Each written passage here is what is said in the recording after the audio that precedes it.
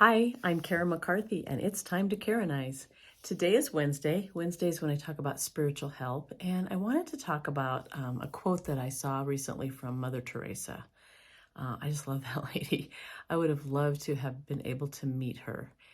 She just did some amazing things, and she really seemed to have a heart for God. Anyway, this quote is, "I'm a pencil in the hand of God."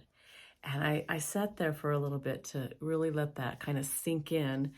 And it reminded me of Matthew 5 when Jesus talks about that we as Christians are the light of the world. We actually, I mean, for a lot of people, the way we are, the way we treat them, the way they see us act, that's how they're going to think about God. And man, does that make you stop and think twice, or at least does me. I have fallen short so many times. I mean, I'm human and I'm not perfect, and some days I am really not perfect. But my goal is to become more and more like him and to have more and more of that pencil that's being written being something that draws people to God.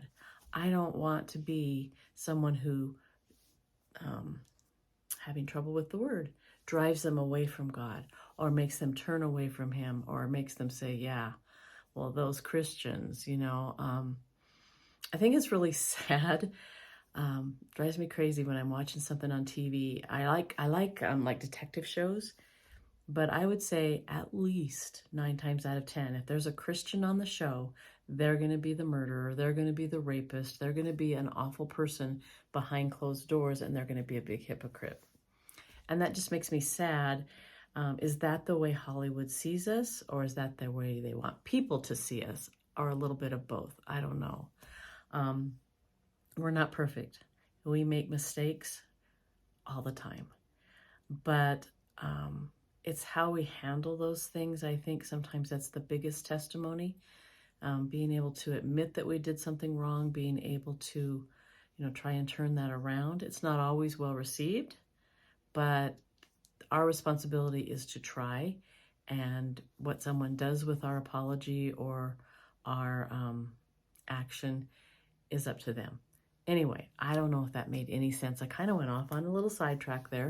It still has to do with the subject, but it just really made me think a lot about the fact that sometimes we're the only thing that people know about God.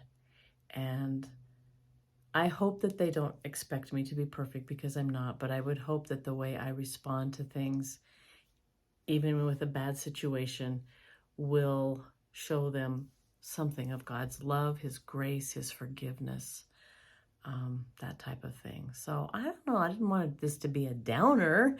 Kind of became a downer. So on the other side of it is, one of my goals in life is to make people smile wherever I go. So if I go to the grocery store and the clerk is a little cranky, instead of being cranky back or just going, to try and say something or do something that will make them smile, make their day a little bit happier. We all have bad days. And if we can do something to make those days better for people, that's a huge step.